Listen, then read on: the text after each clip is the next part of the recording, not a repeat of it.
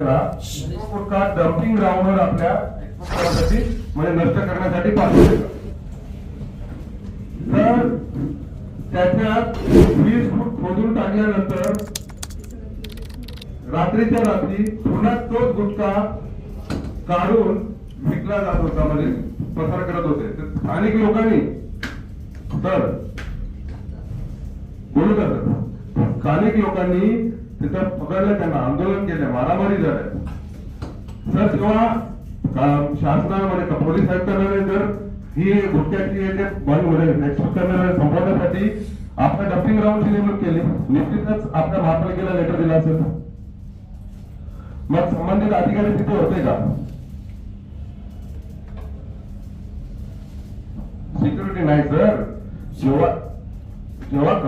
जेव्हा पोलिसांची जे पथक येईल त्याला संपवण्यात 20 फूट खोदून तिथे आपल्या अधिकाऱ्याची नेमणूक केली असेल, केलेली का?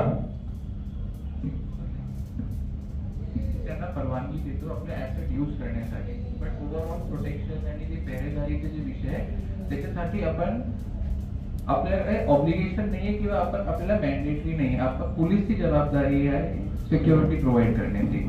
आणि जर त्यांना आमची सिक्युरिटी पाहिजे असते त्यांनी आपण जर लिहिलं असतं की तुम्ही सिक्युरिटी कव्हर प्रोव्हाइड करा, तर आपण तिथे MSFचे गार्ड पाठवलं असतं.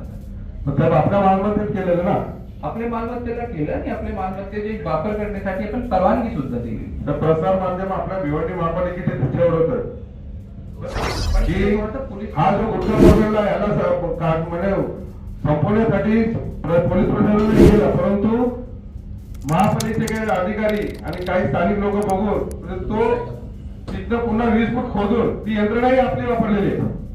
हे मी बोलत नाही, बरोबर आहे. हे पूर्ण प्रसार माध्यमात नाही. सभागृहाने इकडे लक्ष द्या की हे मी बोलत नाही.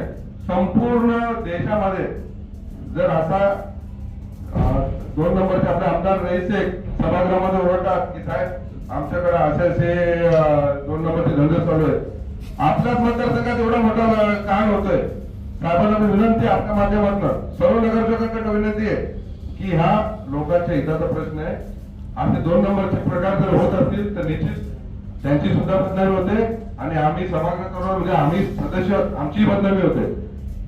एवढी बदनामी की सर आम्हाला त्यामध्ये आरोपाचा वाटायला लागला की आम्ही स्वतः आरोपी आहोत का, कारण लोक बोलायला लागले कारण तुम्हाला गुटख्याचे पैसे पण वाटायत नाहीत का, म्हणजे ही चोरी कोणी केली, त्याच्यात आपल्या महापालिकेचा काय बनला होता, तिथं आपली यंत्रणा का वापरली गेली, आपण गुन्हा का दाखल केला नाही.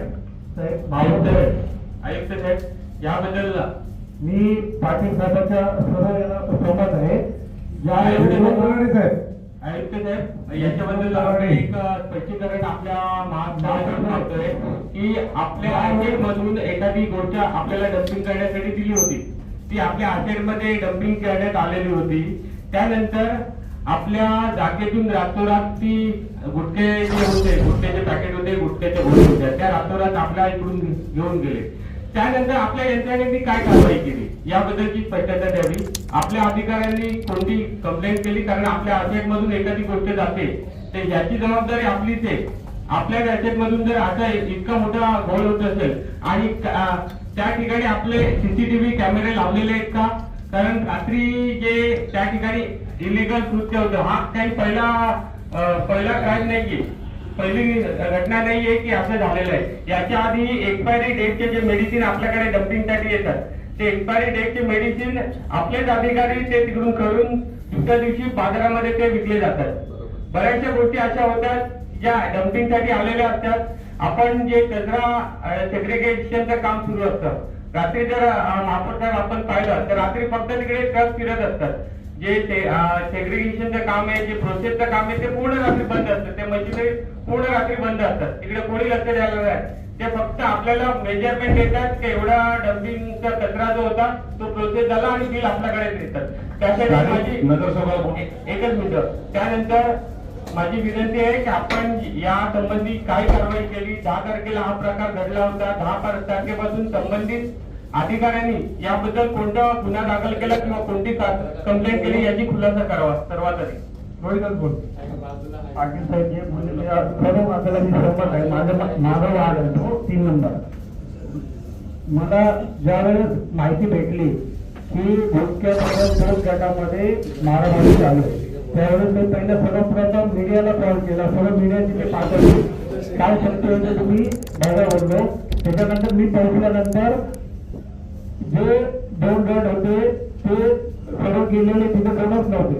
माझी पण मागणी आहे साहेब की हे खूप दिवसापासून चालू आहे, परंतु आणि आम्हाला जशी माहिती भेटली त्याच्यानंतर आम्ही इथं काय जे सत्य होते उघड झालं पाहिजे ही माझी पण मागणी आहे. तुम्हाला पत्र पण दिले आता त्याच्यासाठी.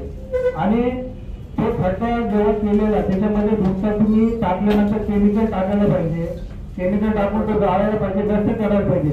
परंतु असं न करता तो परत ज्यांनी गाड्या पकडल्या त्यांचं जे काम आहे माझा हे स्पष्ट आरोप आहे की गुटखा काढून घेण्यासाठी त्यांनी ते सर्व काम केलेलं असं ही माझी मागणी आहे. परंतु जे सत्य आहे ते तुम्ही उघडणी जाणावे ही माझी मागणी आहे. सर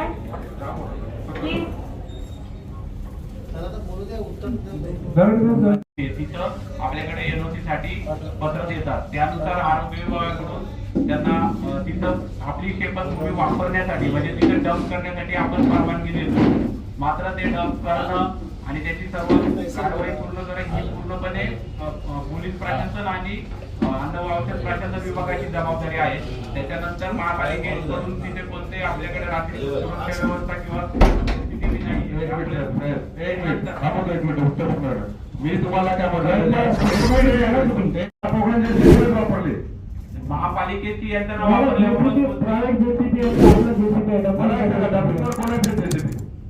म्हणजे आपल्या ठेकेदाराचे असे म्हणजे आपल्याच आहेत ना.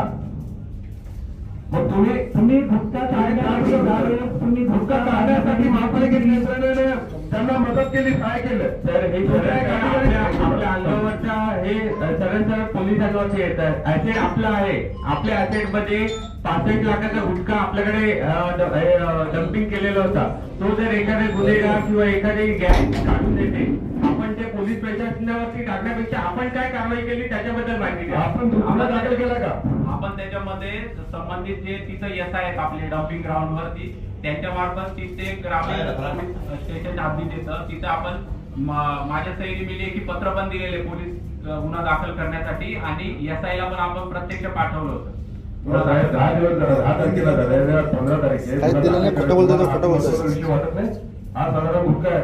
उद्या सांगितलं मेडिसिन दाखवली जाते. जीवित आणि झाली तरी आपण अजून वापरणार आहात का? तुम्ही तात्काळ का केलं नाही? इन्चार्ज स्वच्छता निरीक्षक जे आहेत त्यांना आपण लेखी पोलीस मी तुमच्याकडे ठाणा क्राईमचे लोक आलेले गुन्हा दाखल करायला सांगण्यासाठी त्यांच्यासोबत आपण लेखी पत्र आणि आता उत्तर देताना तुम्ही आवडले का नाही करत? का क्राईमचे लोक आलेले त्यांच्या मार्फत करा, आपलं कर्तव्य होत नाही का? याचा अर्थ आपण त्या गुन्हेगारांसाठी दाखल करून घेतलेलं नाही. तुम्ही आपली यंत्रणा वापरायला दिलीच कशी?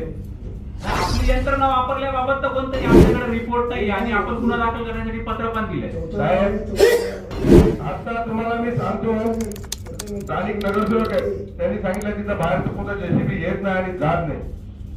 तिथल्या लोकांनी घेराव घातला, गेटची चावी तुम्ही ब्लॉक करतात. त्यांच्यावर गुन्हा दाखल करा आणि पोलिसांना सहकार्य करा. एक गाडी आता पण तिथे आहे डम्पिंगवर आणि तिथे सिक्युरिटी असली पाहिजे. अजेंडा 1 मिनिट चर्चेसाठी ठेवलेला आहे. आपको जबाब नाही मिळेल, जबाब का? पाटील साहेब आपण रीत जर त्यांना सांगितलं गुन्हा दाखल करा, आपल्याकडनं पण गुन्हा दाखल करा.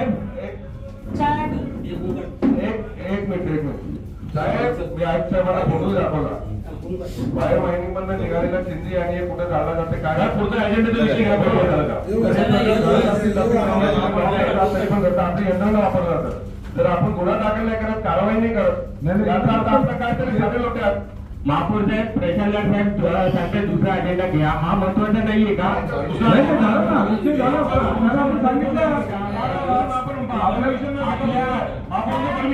ठीक आहे,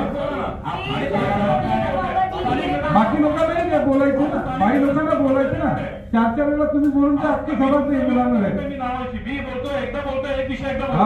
तुम्ही या महासभेत बोलो पाटील साहेब लोकांना बोलू द्या. नमस्कार, मैं खुदावर समरिंग वार्ड नंबर 14 आज से हूँ. कमिश्नर साहब, महापौर साहब, मैं आपसे दो गंभीर मुद्दों पर बात करना चाहती हूँ.